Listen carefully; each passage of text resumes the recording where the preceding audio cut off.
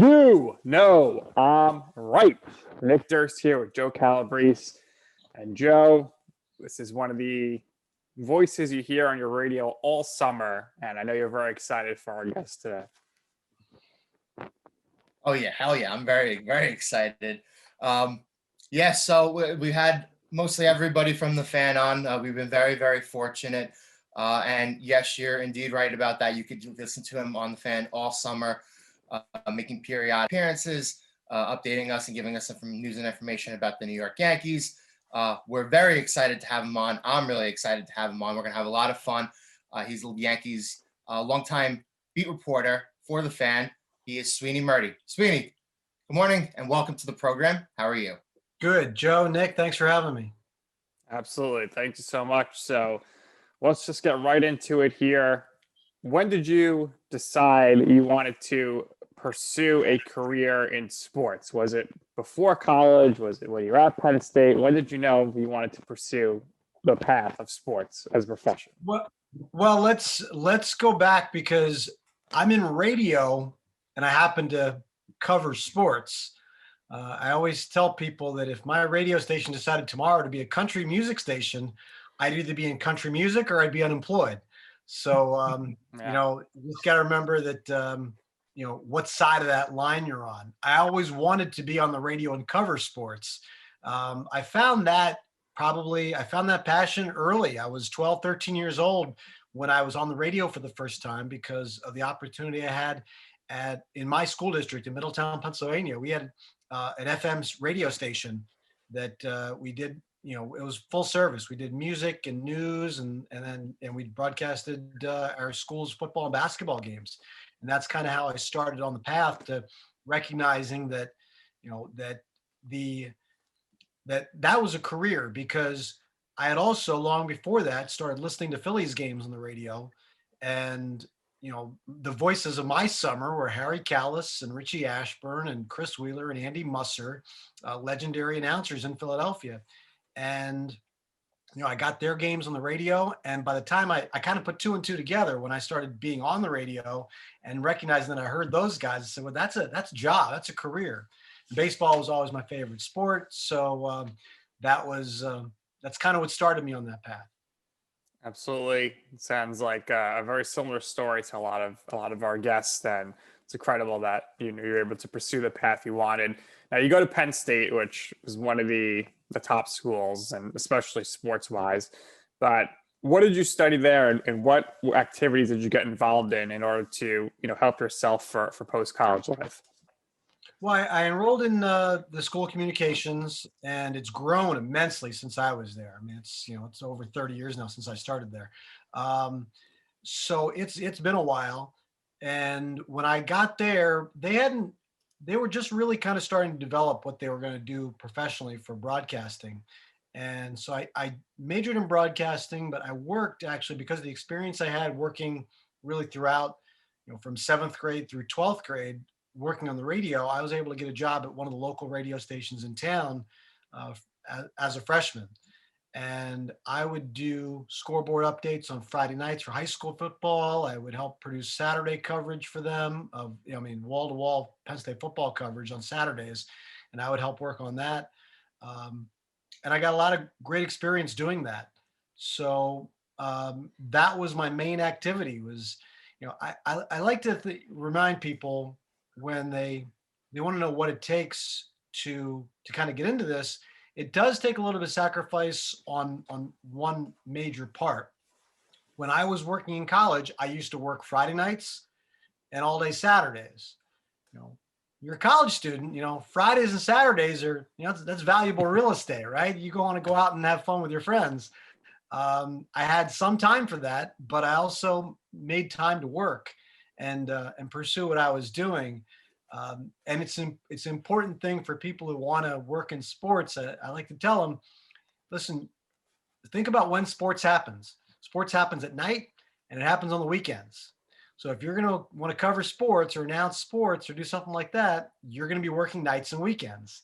And it's going to be different than what your friends are doing. So that's a little bit of a sacrifice you have to make. But, fortunately for me, I was able to, really pursue that all 4 years I worked at that radio station. And after my junior year of college, I got an internship at WFAN, and that changed my life.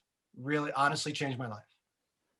Yeah, sounds familiar. I had a lot of friends who have gone to Penn State, and my co-partner and my co-host over there, he interned at WFAN in 2012. Yeah, so a lot of experience there. How did you get the internship? Wrote a letter. I mean, did the old-fashioned way. In 1990, I wrote a letter to Eric Spitz. One of my classmates, and I forget which class, it was like a mass comm theory or something like that. One of my classmates had interned at WFAN the year before, and I forget how it came up in conversation, but I was looking for radio stations that broadcasted Major League Baseball.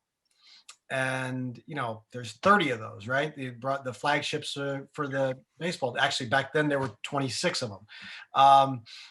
Flagships for Major League Baseball teams. So I eliminated a bunch of them. I basically looked at Philadelphia, Pittsburgh, New York, and Baltimore, and decided to try to get an internship at one of those radio stations. One of my classmates had interned at WFAN just that summer that I had met him in that fall. And so he told me who to talk to, and I sent a letter to Eric Spitz, who was at the time, he was the executive producer. I got a call back for an interview. I went over spring break in March of 91 to the interview, and got a call back several weeks later offering me the internship. So I went up in May of 91 through August of 91, or into August of 91 was my internship. And I enjoyed the experience. And, the biggest thing I think I got out of it was that I learned that I could work in that environment. Like I'm not from New York. I was from a very small town in Pennsylvania. And, a lot of it, the cliche stuff of trying to figure out if you can make it in the big city, I learned that summer that all the things that I had learned in radio and was doing in radio, I could apply that and work at a big radio station, a major radio station, and feel like I belong there. And that's probably the most important thing I got out of that was, it's a lot like somebody who gets, a minor league baseball player gets called up to the major leagues. You don't know if you're going to be able to hit big league pitching, right? Well, once you get a couple of hits and you get a little confidence, you're like, you know what, I can make it at this level. And what I learned, that's kind of what I learned in that internship, was that I could survive in that environment. And Eric Spitz became the assistant program director and later the program director. And now he's one of the VPs at Sirius XM. He's still one of my closest friends and mentors. And, just offering me the internship 30 years ago changed my life. Were you familiar at all before the internship with the hosts at WFAN? And did you find yourself starstruck at any point when you started meeting people? I don't know if you read this. I probably mentioned this in some interview somewhere. I had no idea about anybody at WFAN. Mm-hmm. Probably why you're asking me that. I don't recommend that as strategy. I'd never listened to the radio station. I mean, remember, I wasn't walking around with an iPhone and streaming radio.com app. Right. I lived outside the area. I'd never spent more than like a couple of days in New York City. And the only thing I knew about them was that they broadcast Mets baseball and that they were an all sports radio station. I had no idea what that meant. All sports had been invented only 3 or 4 years earlier, this sports format. And it didn't exist where I was. Where I grew up, sports talk was a show at 6 o'clock at night on the news stations. On the news and talk stations, they would have on the AM dial, they would spend an hour or two at 6 or 7 o'clock at night and call that their sports talk show. And the same guy who did the morning sports reports and the afternoon sports reports, giving you all the scores and the stories, was the guy that did sports talk shows. And then he would call the games that they were broadcasting. So they were all like 1 and 2 man operations. I had no idea what it was all about, but I remember looking it up after talking to my friend in class, and they broadcast Mets games. They were all sports. All right. Yeah. Sign me up. I have no idea what that's about. I walked into the building, had never heard of Imus, knew nothing about him. I mean, he's a legend, right? By that time already. Never heard of him. when Mike and one of my first days in the newsroom, when Mike Francesa and Chris Russo walked out of the studio during a break, I recognized Mike because he did college basketball on CBS. Yep. And I'm like, oh, wow, I know that guy. That's Mike Francesa from CBS. Otherwise, I knew nothing about anybody or anything at that radio station. And like I said, I'm fortunate it worked out for me. It's not a strategy I recommend when you're job hunting and going after something like that. Well, 28 years now with WFAN. Incredible. I interned in 91. I started back in 93. And I left briefly for a year. I spent a year at WIP in Philadelphia to gain more experience as an on-air update anchor. And that was from 97 to 98. And then just, came right back. But yeah, pretty much every year since 93. So Nick and I always speak about this, but I think WFAN has a really, really strong digital platform. Now, from the time that you got there up until now, and Nick just said it encompasses, well, basically 28 years, I want to ask you about a lot of the technological differences that you've seen through the years. What were your duties when you first got there, and really probably the first 5 to 10 years? And then how did that shift when the scope of digital media changed and there became more of an internet platform and people started consuming content in that way? Yeah, well, my job changed. It's probably easier to describe it to you in my time as a Yankee reporter, because there's still, like, I started in 2001, although like people had internet, we didn't have a big digital footprint then. We were still mostly driven on telephones and actual audio tape. I would record interviews and feed them over a phone line in real time. So if I had 40 minutes worth of audio that I recorded at camp that day, it would take me 40 minutes to send it to the radio station. Now it's, copy it onto your desktop, attach it to the email, off it goes. Pretty easy. It saves a lot of time, and that's changed a lot of things. People's access to information was different. If you wanted to know the Yankees lineup, you either had to wait until 7:05 or you had to listen to the radio station. If I happened to be on that day, I would, they'd say, "What's the lineup today? Have you seen it?" And I would tell them, "You're not looking it up on Twitter. It's not happening. It didn't exist." So the access to real-time information, things like that, it's changed things a little bit. You're not relying on me anymore as much. I mean, maybe you are, but it's on Twitter, and there are, all my other friends who do this job for the other outlets are all doing the same thing. You're getting all the little transactional details and all the other, little newsy things you're getting instantly from everybody.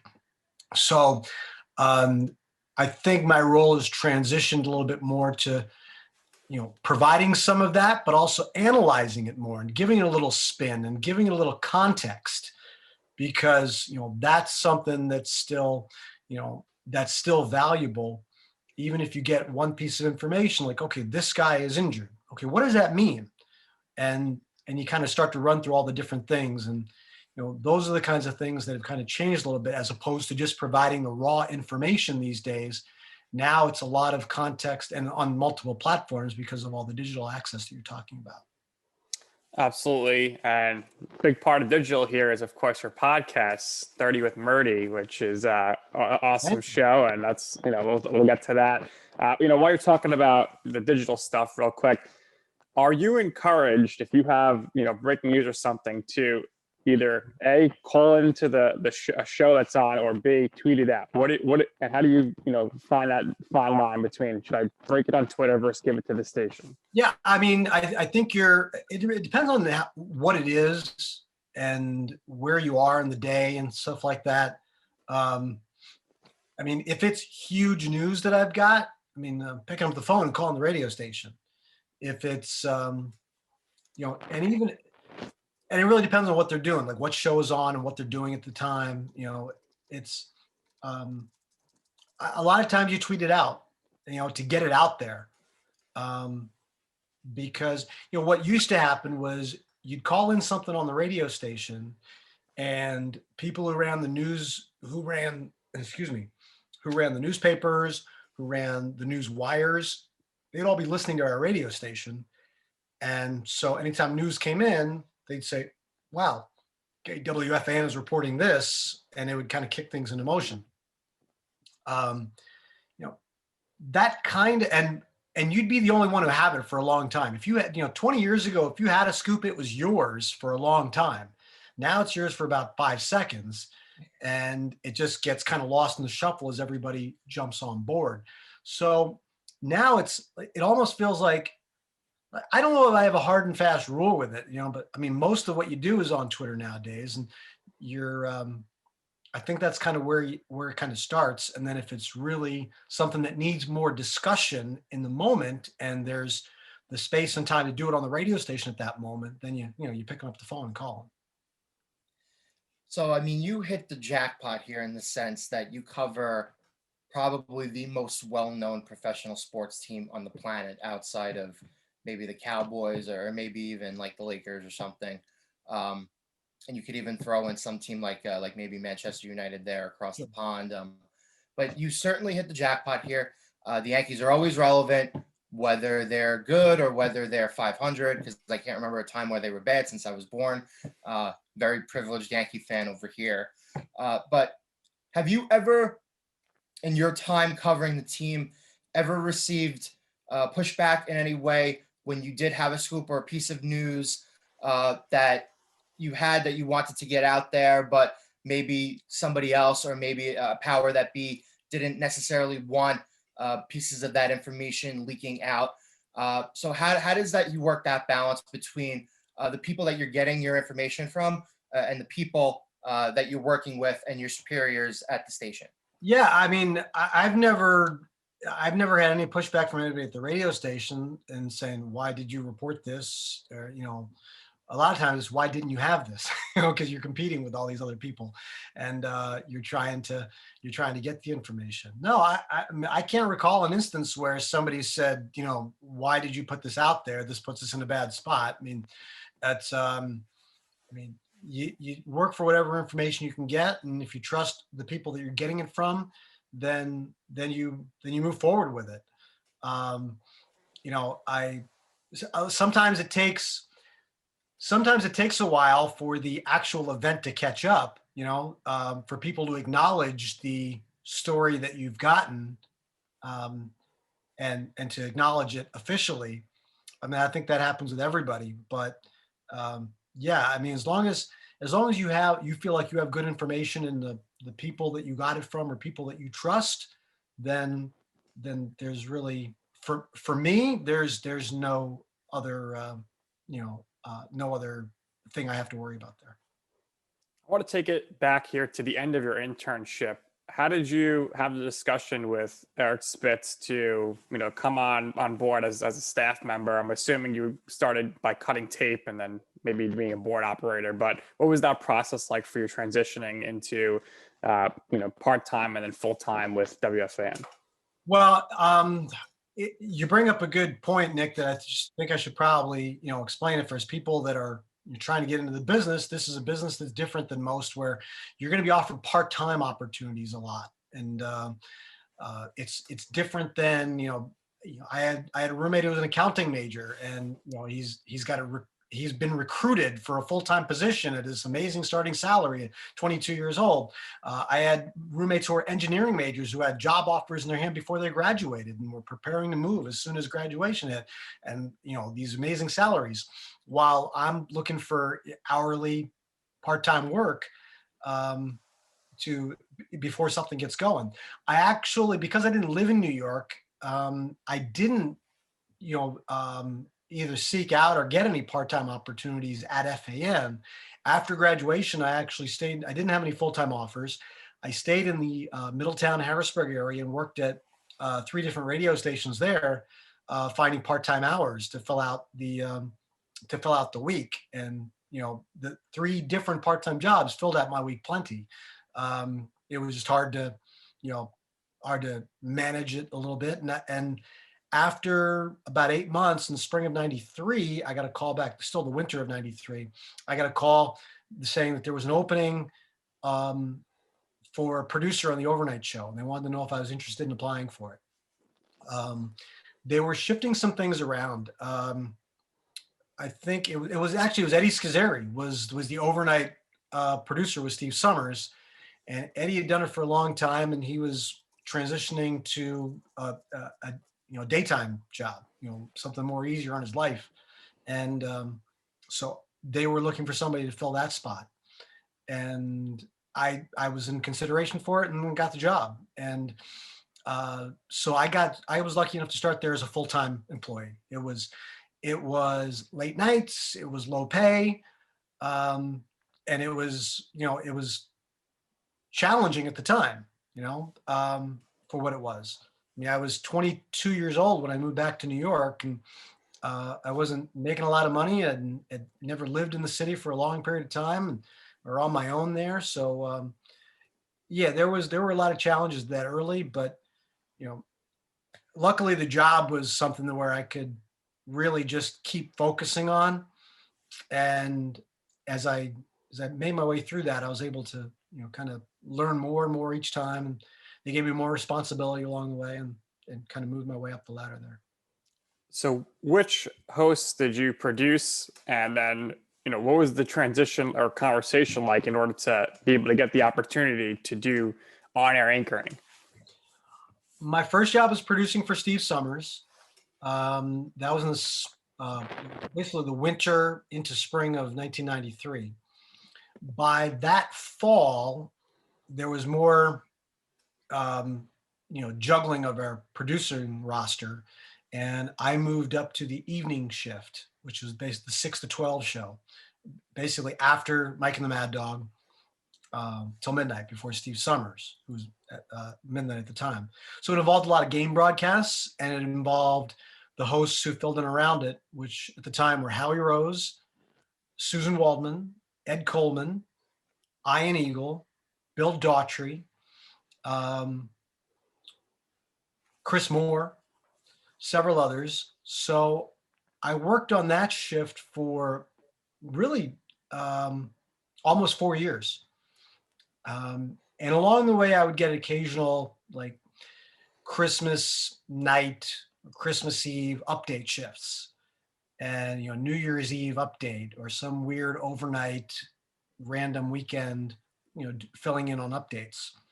That was kind of my way to, their way of kind of, easing me in and trying me out, and letting me get my on-air chops together again. Because I mean, that was my goal all along. But when I didn't have a full-time job and I got offered a full-time job as a behind-the-scenes guy, I took the full-time job as a behind-the-scenes guy. And so I focused a lot on that. As you get a few reps here and there as an update guy. And then in the summer of 1996, Eric Spitz was going to be one of the producers for Westwood One's Olympics coverage from the summer games in Atlanta. He had already done a couple of other Olympics for that group. And so he got to pick his crew, and I went with him. He got to pick part of his crew, and I went with him as a producer and what you call a newsroom tape op, cutting audio highlights.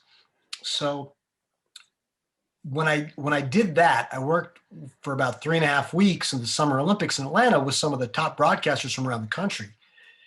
And as I worked with them, I watched them work and I listened to what they did.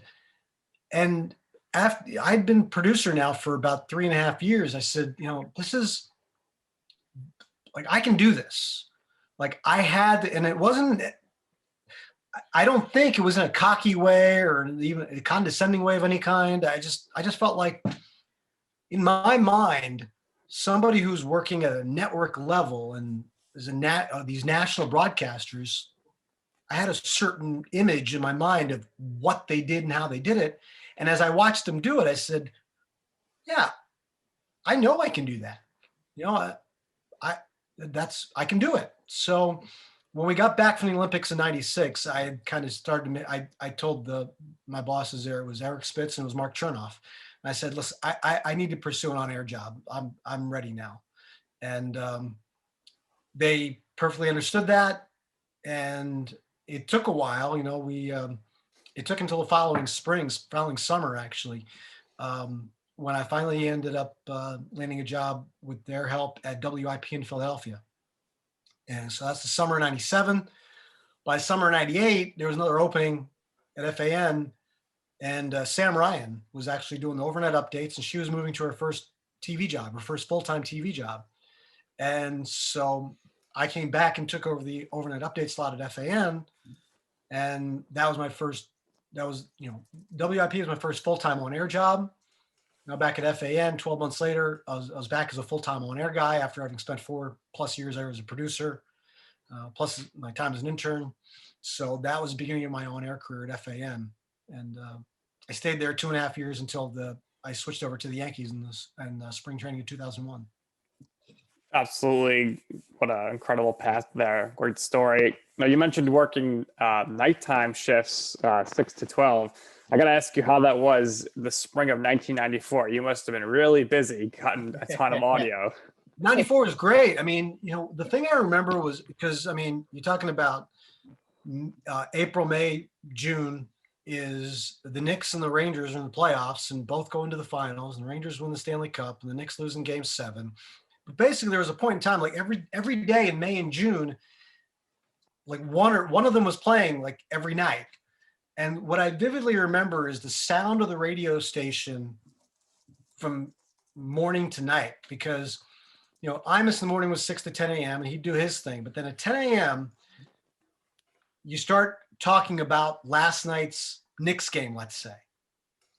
And there's a lot of talk about that all the way up until early afternoon, when all of a sudden it shifts over to, okay, tonight's big Knicks game.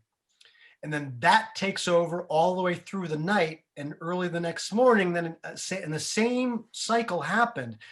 Knicks into Rangers, Rangers into Knicks constantly for, I guess it's got to be a good 6 weeks, 7 weeks probably. And it was phenomenal to work under that. I was just in the newsroom. I wasn't at any of the games. I wasn't broadcasting them. I was working in the newsroom and, cutting Knicks highlights, cutting Rangers highlights, Matteau. I was in the newsroom. I vividly remember sitting at a newsroom tape machine, making sure I got that highlight just right to replay, because it was such a big moment. And then a couple of weeks later, in the middle of all that, the O.J. Simpson thing happens. And so, newsroom was active. It was an active newsroom back then. Yeah, it was pretty fun. And I'm sure the late '90s were a lot of fun with those Yankees runs and that dynasty that they. Well, I got to be on the air then too, because I came back to FAN in the summer of '98, and my job was overnight updates. So, that I was, and we were still in a period of time where without constant everywhere internet and without mobile devices, right, you were turning on the radio to hear what happened. Right. And after the games, and if you're a Yankee fan, you're obviously watching the games, you're listening to the games, but still there's still a large portion of the sports audience that tuned in to hear what was going on, hear the interviews and sound bites and things like that. And my job every night was in the fall of '98, '99, 2000, I was on the air after one of those World Series games, putting together the updates and, recapping the games. And, that was kind of, listen, when I was like 14, that's what I wanted to do, man. That's, I grew up listening and watching people give me the news, give me the sports news. Things have evolved because sports talk is a different thing. And as we talked about, it's about analysis and things like that. But when you first started, like, the sports guys told you what happened, and they had a way of telling you the story of what happened. Even if you knew the score, they still told you and showed you what happened and how it happened. And that was what I wanted to do. So here I am, and even still, as I do what I do now, I grew up wanting to be on the radio and talk about baseball. Well, I now work at the biggest radio station and talk about the most famous baseball team. Man, that's, Right. you know, I don't know how much higher. I don't know where the higher ground is at this point. Well, you went higher because you started doing the writing, which kind of incorporated both into what you were doing. And to me, Sweeny, I think you're a revolutionary because when I was in college, right, 10 years ago, and I was studying communications, one of the biggest pieces of advice that I got there from everybody who was surrounding me was you have to learn how to be versatile because the industry is changing. You have to adapt. You have to be able to do a little bit of everything, which incorporates doing some writing. You know, you need to be familiar with the potential to be on the radio or television, and you need to know how to do stuff behind the scenes, right? So Five-tool player. yeah, you need to be a 5-tool player now, and you, you know, of all people, were one of the very first 5-tool players that were out there who got to incorporate your skill set into a little bit of everything, right? So, That's take us through, that's a crazy compliment. Thank you. I mean, it's the truth. You know, I mean, I think 20, 30 years ago, people were going to school with the idea of, I'm going to be on the radio. And there was no other thought of I'm one of them. anything else. I'm going to be on TV. I'm going to be an anchor. I'm a sports anchor, and I'm going to anchor, you know, the 11 o'clock news for ABC or CBS or what have you, right? You went in thinking like, okay, I'm going to work behind the scenes, or I'm going to do play-by-play, and I'm going to do announcing. Now you see that kind of incorporated into to everything that people are doing, right? You start one way, you know, you go into one field, you went into one job, maybe you don't like it, right? But now you have the opportunity to pivot. You know, that's something that you did in 2001. That's something that mostly everybody is doing now, right? So, yes, that is a compliment to you. No, I mean, it's a crazy, incredible compliment that I don't think I've ever heard in that particular manner. So thank you for that. But I think, you know, it all comes back to where I work and how the media has, as a whole, has evolved. I still work at the same radio station I started at 28 years ago. It's just that, you know, the responsibilities have changed along the way, and you kind of have to move along with it. Our radio stations had to adapt. I moved from a studio role to a field reporting role in 2001, covering the Yankees. And that's afforded me a number of these other opportunities. It's helped me get into some TV stuff. And when we expanded our website to, you know, kind of keep up with the times, it forced me to write more. And I always listen. I always enjoyed it. I enjoyed writing papers when I was in high school and when I was in college. And, you know, if there was a subject that really that I was into, I enjoyed writing those. And when you put your reports together, there's a lot of writing involved there too. It should, you know, depending on what exactly your format is, you should have a lot of extemporaneous and ad-lib ability and things like that. But I also think there's a place to format stuff to the idea of, okay, even if you want it to be off the cuff, you have to say to yourself, first I'm going to talk about this, then I'm going to do this, then I'm going to do that, then I'm going to do that, and kind of, you know, rough script. And it helps me at least, it helps me keep my thoughts together and formulate and move it along smoothly. It always sounds better when I have some rough format or something roughly scripted out. So that's where the writing comes in. And it's not just like, I enjoy writing pieces, writing like little magazine or website articles. But I enjoy writing like little scripted material for myself too. And that's another little thing, a piece of advice here for people. It's so much is in the writing. And you know where I really, even just recently, have really started to understand it so much more. Do you guys watch Comedians in Cars Getting Coffee with Jerry Seinfeld? Have you guys ever seen that? I do. I've watched most of the episodes. I don't know if Nick has, but And if you guys have, and if anybody out there has, it's what I really take at it. It's Jerry Seinfeld talking process with all these stand-up comedians, comedic actors. And when you listen to them talk about what they do, you understand that when you're watching them perform, they sound brilliant because they're just up there talking, and it sounds like all these wonderful, funny things and well-crafted, intelligent things just come off the top of their head. That's the performance side of it. but they've written and rewritten and recrafted and tweaked and done everything till it fits perfectly so many times. And it comes out of their mouths so well because they've rehearsed it and gone over it so many times. And that's the performance part of it. But it's all in the writing. Everything is in the writing. And when I think about like what we do, talking about sports, we're performing to a degree for an audience.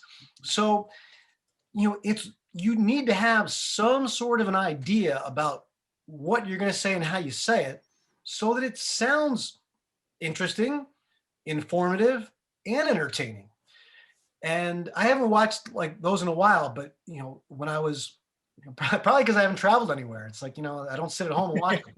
But when I was watching those, one guy after another, it all just kept hitting back to me. Like their process is all about getting an idea and making it perfect. And I think a lot of times we don't have time to make an idea perfect when you're cranking stuff out every day. And a lot of it's kind of a lot of it has to be on the fly, but there has to be a certain amount of thought and process and writing involved. And that's why, like when I give advice to people in classes, write. You guys all want to be on TV. You guys all want to, have podcasts, be on the radio, whatever you want to do. You still have to write, because there are very, very few people in this world who can just sit behind a microphone or in front of a camera and just go without any thought to it whatsoever. I mean, I think that's one of the biggest things I like to get across to people about it. So in 2001, the Yes Network launches. Susan leaves her role with WFAN to join Yes Network. So what was the process like for you to get that Yankees reporter role with WFAN? Sorry, I just need to grab another water. Hold on. I'm sorry. No problem. Oh. Or we're making you talk too much here, I think. No, it's just my it's fun. Well, actually, there was a little transition in there because in the summer of 2000, Susan started to do a talk show on our station while she was still covering the Yankees. She did the 10-1 show with Jody McDonald. And they were letting her do both things through that 2000 season. And then Susan, transitioned to the talk show full time in 2001. She was still doing some TV work covering the Yankees. At the time, that was MSG. Yes Network hadn't launched yet. So 2001 was the last year of the MSG contract. Susan would do some TV stuff for them and they'd do the 10-1 talk show daily for us. So we were breaking in a new beat reporter. And so I won't bore you with the process of it, but I got that job. And I took over that. Susan was still doing the talk show. And then the following year in 2002, she went over to Yes and did the clubhouse reporting. She was the clubhouse reporter there for the first 3 years of Yes. So that's the timeline of it, but I forgot your question.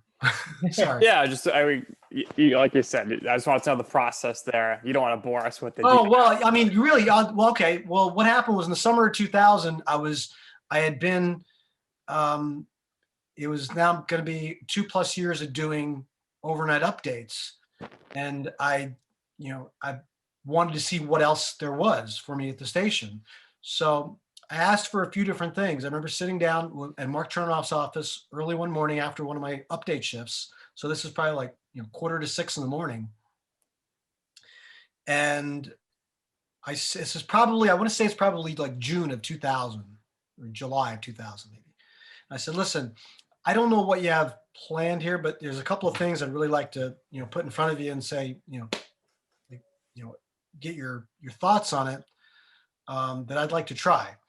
I said, Joe Beningo was our overnight host. I said, Joe's going to be taking some vacation later this summer. I know sometimes you have, trouble filling those slots or looking for, like, I'd be interested in hosting. If you can find somebody else to fill in the updates for me, I'll host for a week or whatever it is. And I said, oh, okay. Yeah. I said, Ed Coleman was doing Mets Extra. And I know Eddie usually likes to take like a week off somewhere in August or so. I said, I'd like to host Mets Extra. I'd like to fill in for him when that happens. He says, okay. He wrote it down. And then I said, and now that Susan's doing the talk show, I don't know what you're going to do with the Yankees next year, but if you're going to make a change, I just want you to know that I'd be interested in that. And he said, oh, really? Oh, okay. And I saw him write it down. Like, I remember that reaction, like he hadn't, like, it was like, oh, you are interested. Oh, okay. If I hadn't said anything, You wouldn't have it. That's a good lesson to our young listeners and college listeners. Like you have to speak up for yourself. Yeah, I think and there's to me there are a lot of different ways to go about it. To me, there like the way I always wanted to make sure that I did the job that I was given very well. And it's one piece of advice I give to people, like, listen, you're going to get an entry-level job somewhere, and it's not, you're not going to walk in and get to do play-by-play for the Yankees, even though that might be what you want to do in, 5 years, 10 years, 20 years, whatever it is. But whatever job you're given, you need to do well so that whoever is evaluating you and maybe thinking you for other jobs knows that, what your work ethic is and how you handle it. Like I tell people all the time, I tell college students all the time, I say, listen, to be very blunt about it, if you suck at the job I give you, why should I give you a better one? So I was focused on doing my job, doing my overnight updates and trying to do them as best as I could. And after a little while, I decided, okay, I'm ready for more responsibility. I'm ready to do more things. Same thing happened when I was producing and wanted to get back on the air. I focused on the job I was given. And then when I thought I was ready, I said something to somebody. They're not always just going to come to you and just, they're not just going to pick you out of a crowd and say, hey, do you want to host a show? You do have to be aggressive, but like I like to caution, like I don't like when people are obnoxious about it either. I don't know that there's,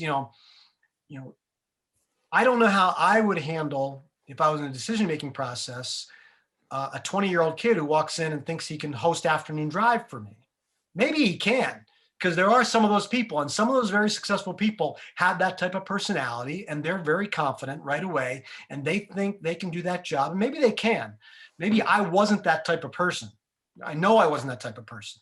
I know I needed to, I needed my 500 at-bats in A-ball and my 500 at-bats in AA, and I needed to keep moving up that system.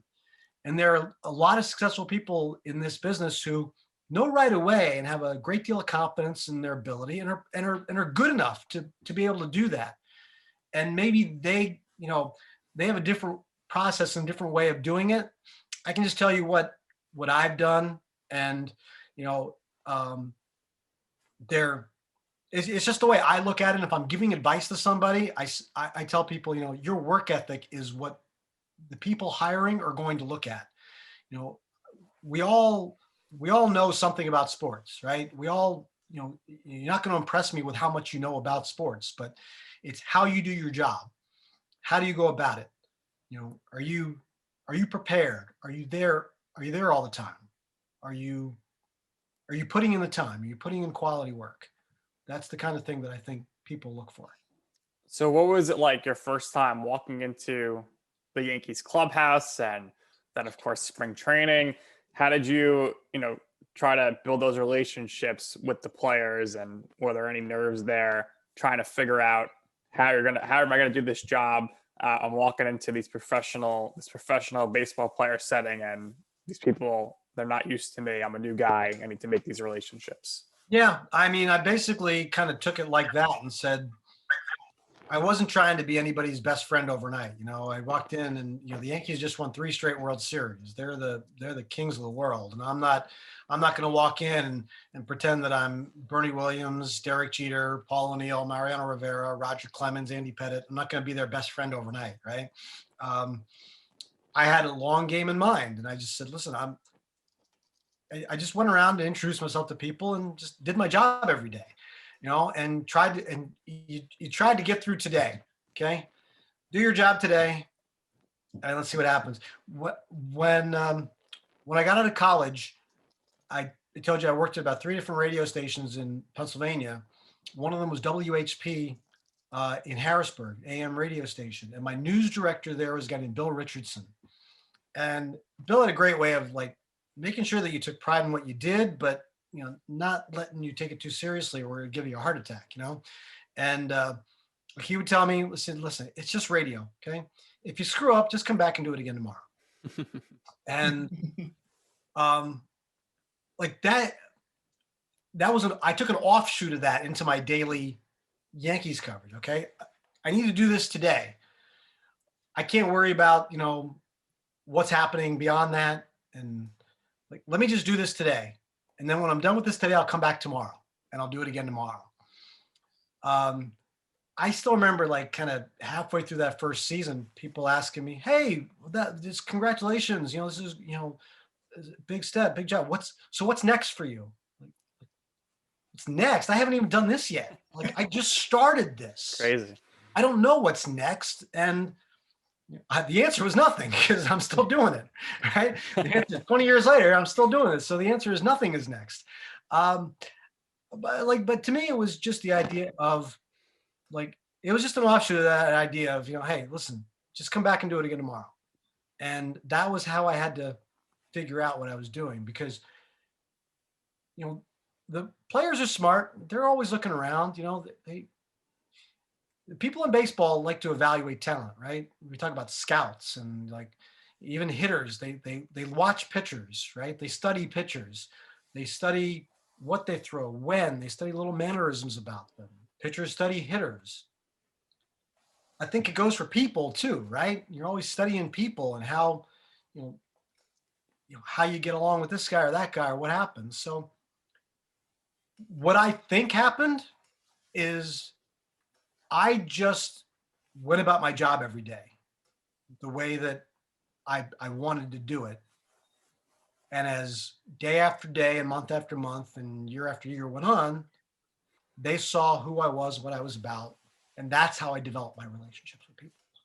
That's how, I'm fortunate enough that my work is on a radio station that is a pretty big place, so people have access to it. So they can not only see how I work, but they can hear what I do. And, how you go about your work and the work you produce, enough people pay attention to that. I think you formulate an idea of who these people, of who the person is. And, over the course of time and years, this is how I ended up basically developing my relationships with team, with players, with, anybody throughout the sport organizations. And I don't know if that's a really well thought out answer, but that's kind of how I went about it. That's great. I think that's awesome. So, yeah, no, absolutely. Through the years, there have been a few constants for the Yankees. So through the years, you've always spoke about this when you made WFAN appearances. It seems as if your relationship with General Manager Brian Cashman is very concrete, very reciprocal. He's always given you help through the years. He's been there throughout your 20 years covering the Yankees, as the writer. So we've had a couple managers through the years too. There was Joe Torre, there was Joe Green, now it's Aaron Boone. Luckily, we haven't cycled through more managers, but describe your relationships individually. Just touch upon, each one of those with those guys. Yeah, I mean, professional, I think they respect me because I respect them. I think the thing that I try to do, and I think a lot of the back and forth I get with fans sometimes about these guys is you get frustrated because they haven't won championships, right? So you're supposed to hold somebody's feet to the fire and do this. I mean, I can do, or whether it's lineup decisions or things like that, I can do that without coming from the premise that the guy who's making those decisions is an idiot, and Yeah. I think that, I get it because, the fan has a lot invested in it and you're so emotional that if you disagree with something, you're going to let that emotion out. But when that comes across to me is like, you're not factoring in that the person who made that decision knows a lot more about it than I do. So I always feel like I'm trying to ask the question because I know they know more about this than I do. So explain it to me. Okay. Listen, on the face of it, this move doesn't look very good to me. So what am I missing? Explain this to me. Tell me more. Tell me why you think it's a good move. And I don't have to say it like, hey, you idiot, why did you do this? Right? And that's what talk radio is for, which is great. You can call in and say that stuff, but you're not saying it to the person. Right. I think you do it a lot differently because I can't just go on and say, man, this guy's an idiot. He's doing this and that. Like I can actually, because the job I have access to the person making those decisions.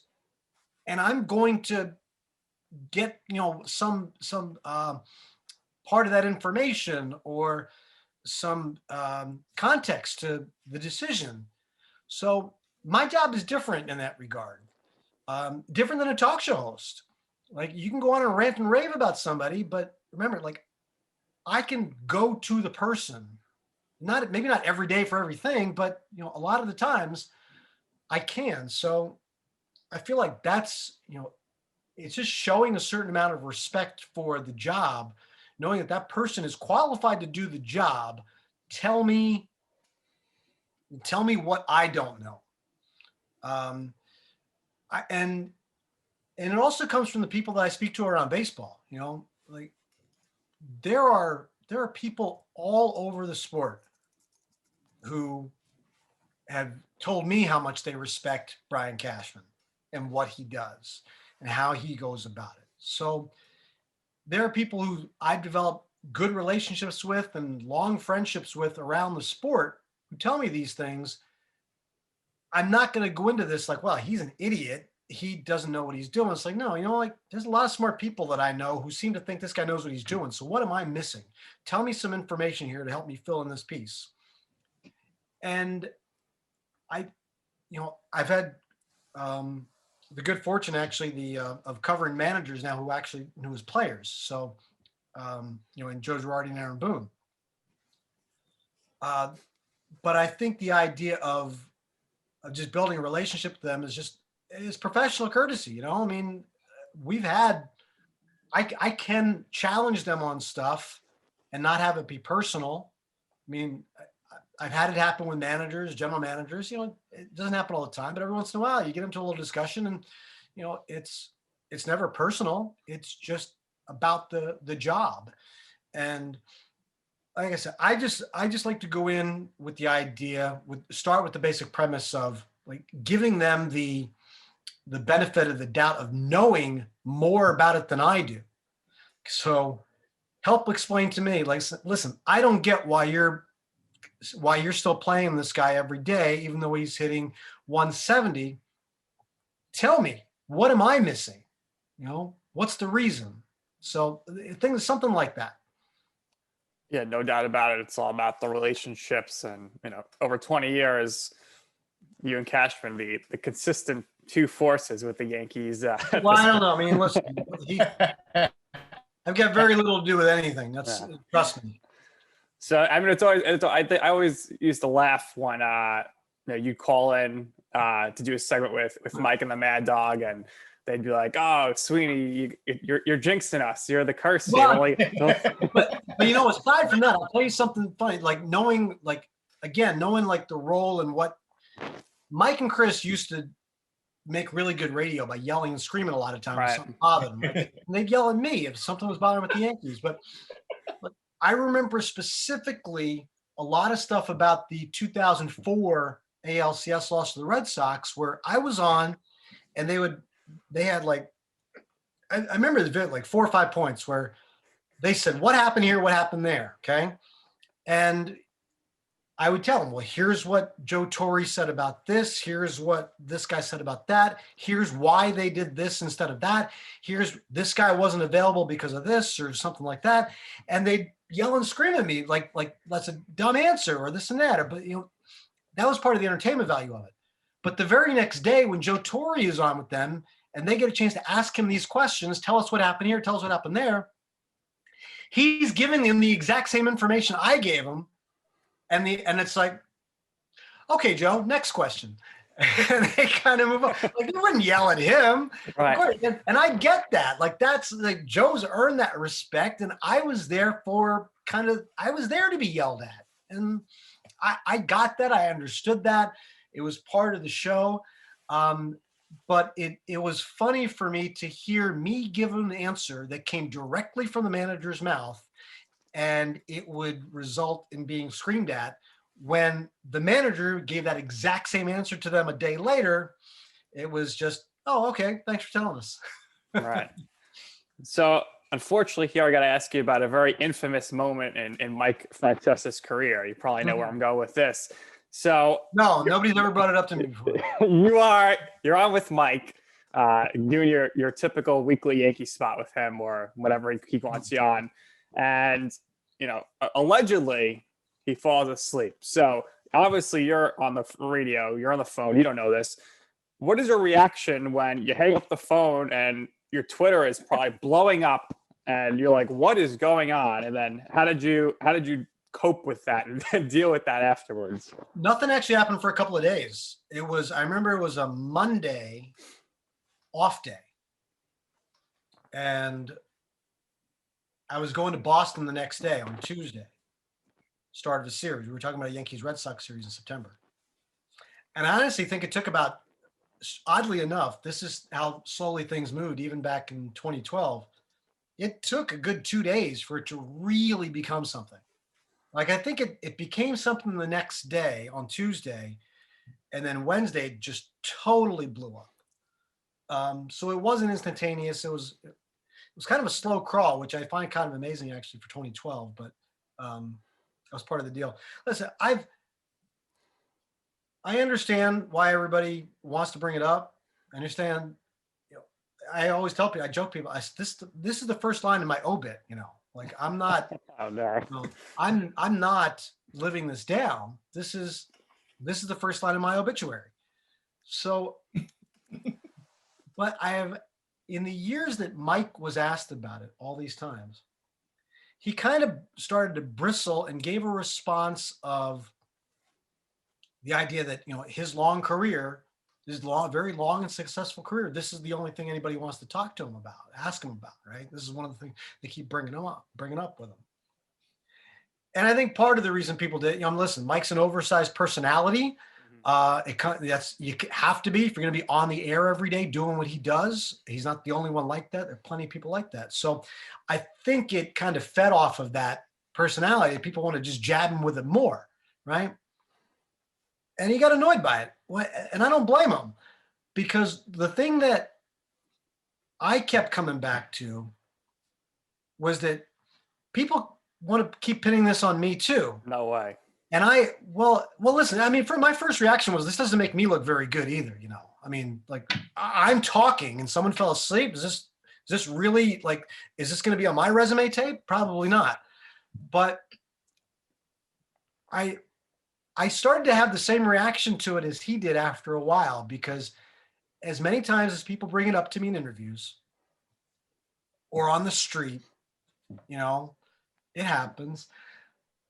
I turned 50 last year, right? So I sit there and I say to myself, I've been doing what I do a really long time too. And, I'm not, listen, I don't have any delusions, I know my place in my media world and my radio station, everything like that. But I have had a long career. I would call it a successful career. And it's still, that's the one thing people just keep wanting to bring up to me all the time. So I was like, I understand that reaction that Mike has. Now, again, it comes from a different place because of the way people view Mike, but I want to answer people the same way nowadays. I say, listen, I've covered the Yankees now for 21 years. I've worked in New York for almost 30 years. I've been on the radio for almost 40 years. I kind of, I've done this a while. I've got a lot of cool things that I've seen and done. We don't have to keep asking me about that one. Yep. I totally agree. Ratings, resumes, longevity, and the Mink Man, as Francesa put it. And that's his thing. Like I said, and he's on a completely different level. I mean, Yeah, it only became a big story because of him. I don't think anybody's ever that I know of to point that to you, but I can understand. It was video, whatever. I mean, and that was as we learned what going viral meant. It went viral, Right. But like he's on a completely different level than I am, man. He's a legendary figure in our industry, right? And he's right to a certain degree when he talks about his career in that manner compared to one moment. And I kind of say, you know what? I kind of like the way he thinks of that, to be honest with you. And because I want to say the same thing. Right, you should. We definitely miss you with Joe and Evan. I mean, that was always radio magic. So you like that one? That was fun. Yeah, I think we got to get Joe on your podcast at some point. I don't know what the time. I will have to catch up with him. Well, he's loving golf right now. Probably. Phone and, he can just pick up the phone and do his show anytime he wants. Really, he was fun. Absolutely. So last question here, because we kind of touched on it earlier. You do TV now. You do stuff with SNY and LB Network. How did those opportunities come about? And was there any hesitation for you, since you always did radio, you always wanted to do radio, and then these two new networks launch and they want to bring you on to do some hits? I just think as I don't know how it happened, to be honest with you. I mean, I was always just a radio guy. In 2001. My first year doing the Yankees, I remember Duke Castiglione was doing New York One at the time. And he asked me to come in I forget one Saturday or Sunday to do his New York One sports show. And I think that was the first time anybody ever asked me to do any of those. But you see what the TV content is now. You have a lot of different people talking about a subject, and you're looking for people who have, who have a certain area of expertise, and you bring them on to talk about one subject. And that's kind of what started happening with me. And I mean, it's just a lot of different things I've been able to do. I did some stuff for Yes Network in the early days, 02, 03, 04. I'm in a lot of their early Yankeeography things that they produced. I also got my friend, Steve Fortunato, my first year, 2001. Steve Fortunato was producing the World Series highlight video. And so I sat down and did an interview with him, like as one of the voices, as they narrate and tell the story of the World Series for the 60-minute video, whatever. I'm one of the people in that. And I probably would have been in it a lot more if the Yankees had won. It's a Diamondbacks video now, so I'm not in it that often.